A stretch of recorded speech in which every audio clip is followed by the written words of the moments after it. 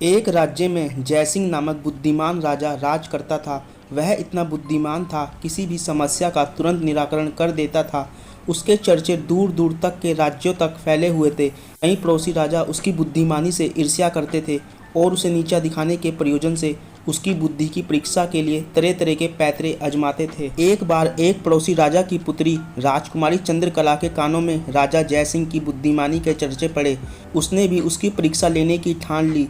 उसने अपने एक दूत के हाथों 2 फूल राजा जयसिंह के पास भिजवाए और साथ ही एक पत्र भी भिजवाया। राजा जयसिंह ने पत्र पढ़ा। पत्र में लिखा था, महाराज, आपकी बुद्धिमानी के चर्चे बहुत सुने हैं। यदि आप वाकई में बुद्धिमान हैं तो आप मेरे द्वारा भिजवाए गए 2 फूलों में से असली और नकली फूल को पहचानिए। ध्यान रहे, आप उन्हें छू नहीं सकते हैं। राजा ने देखा कि दोनों फूल बिल्कुल एक जैसे हैं, उनमें कोई भिन्नता नहीं है। कुछ देर विचार करने के बाद राजा ने अपने एक सेवक को महल की खिड़कियां खोलने का आदेश दिया। सेवक ने खिड़कियां खोल दी। महल की कई खिड़कियां शाही बाग की तरफ खुलती थी।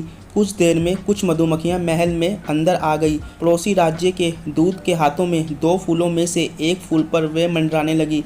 राजा जयसिंह समझ गए कि यही असली फूल है। उन्होंने उस फूल की तरफ संकेत करके कहा कि यही असली फूल है। राजा का उत्तर सही था। दरबार में राजा की बुद्धिमानी की प्रशंसा होने लगी। दूत ने वापस जाकर राजकुमारी चंद्रकला को राजा जयसिंह के उत्तर के बारे में बताया। राजकुमारी भी उनकी बुद्धिमानी पर प्रसन्न हुई और अपने पिता से कहकर उनसे विवाह करने की इच्छा प्रकट की।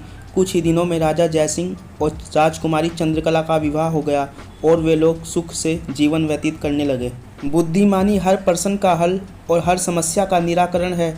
इसलिए जब भी कोई प्रश्न या समस्या सामने हो तो बुद्धि का प्रयोग करें।